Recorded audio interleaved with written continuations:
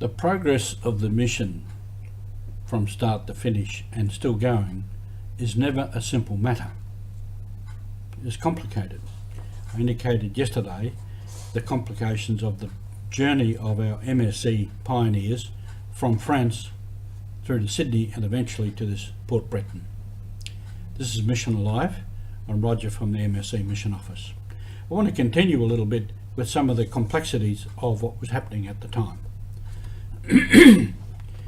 There was a story of the Marquis de Ray, who was a con man, bringing French and Italian settlers out to what is now New Ireland. Complete disaster. So the missionaries had heard about him and had read up on what he was doing and thought to go on one of his boats to get out there.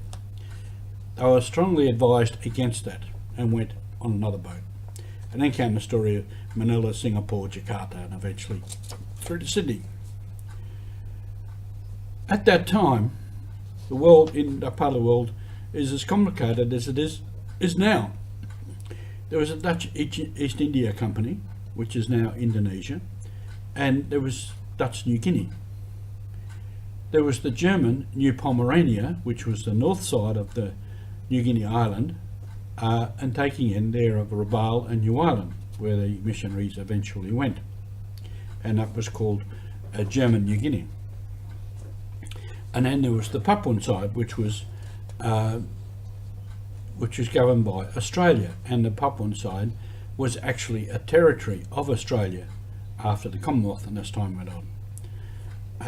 And eventually, now some of the complications there was when Bishop Coupet, well, first of all, Bishop Father Navarre left some French priests and what is now the Gazelle Peninsula, where the Talais are in New Britain, and then the Germans later, and then Bishop Coupet became the bishop. And the Germans indicated they didn't want the French priests, they wanted German priests.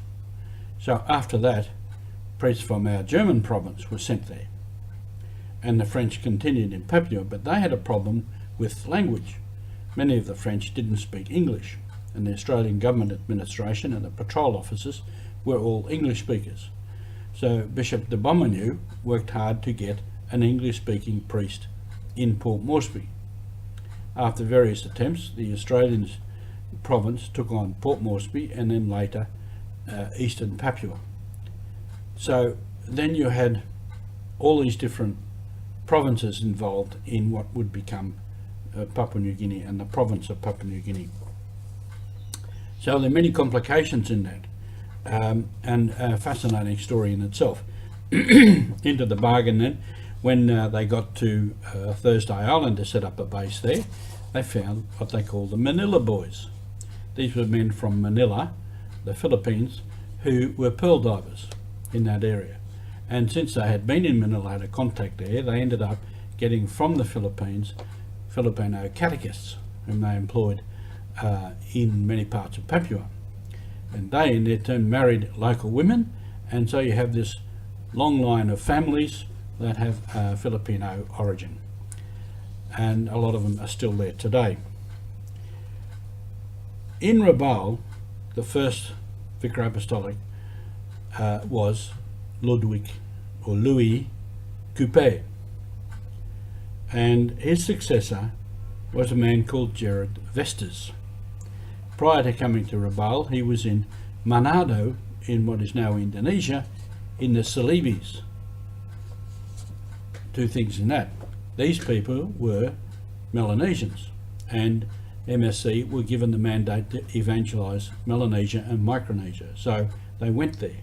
Also, Vestas was Dutch, so it was natural for him to be there with the Dutch. So he was Prefect Apostolic of Celebes from 1919 to 1923. And in 1926 he went to Rabaul as the, I think it might have been the Archbishop. He became the Vicar Apostolic of New Pomerania, which later became the Archdiocese of Rabaul. So there was a bit of a puzzle to me for a while when this man from Celebes had made his way all the way to Rabaul. That was the reason, because they were Melanesians. Another little story in that was Bishop Henry Varius, who was at Dual Island. He was appointed the Bishop of New Pomerania at first. So they had that appointment from May 10, 1889 to 28th of December 1889. There was such an outcry amongst the missionaries and the people that this man should not be moved that they changed it. And then they appointed Coupé, 28th of May 1889 to 1923. So there was all these really nice little stories in amongst it, and that was the mission. That was how it went. They had to work their way through all of these things, the complexities of nationalities and colonies and many things. That was how the mission went, and the mission did go ahead. So thank you for being with us on Mission Alive.